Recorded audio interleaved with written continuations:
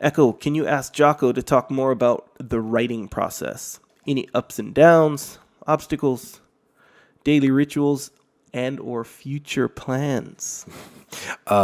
So I know I've answered this question before. Mm-hmm. I'll answer it again. I'm going to do it quickly. What did I do when writing? I wrote 1,000 words a day, no matter what. If I had some obstacles, as the question had said here, I would write. If I had ups and downs, I would write. If I had a daily ritual, it was to write.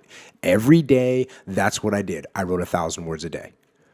And when you're writing a 50,000 or 60,000 word manuscript, that means in 2 months you got your manuscript done. The thing about writing every day, and I've said this before, is if you write every day, you don't need to rehash what you wrote before because you remember it. So you can just open the book, or you can open your page, you can open the document, and you can just start writing. And even I used to kind of leave myself a lead sentence that I knew I could sit down the next day and start flowing right into it. Mm-hmm. So do that. And also I had the outline, for Extreme Ownership that Leif and I wrote, I had the outline, we had the chapters. So I broadly knew what I was writing about.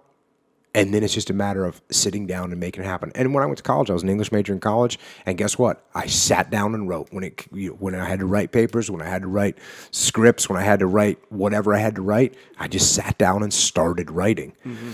And then it's the same thing when I was in the Navy. In the Navy, you write all kinds of stuff. You write evaluations, you write operational summaries, you write awards, you write all kinds of things in the Navy. Mm-hmm. And I used to just sit down and write. That's what you got to do. You just got to get on it. And one thing about me is my rough draft. When I'm sitting down, I just start writing. I know it's going to be rough.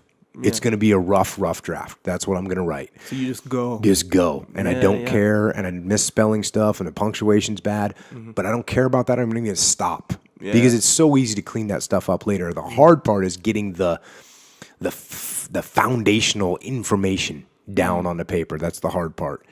And it's easy for me to edit it or hone it later. Now, as far as future plans, future books, Leif and I are definitely doing a follow-up book about leadership, and we're working on that right now. So that's a coming. I noticed that your text messages are always grammatically correct. Yeah, I was an English major, and I took classes. I took classes like advanced grammar and syntax.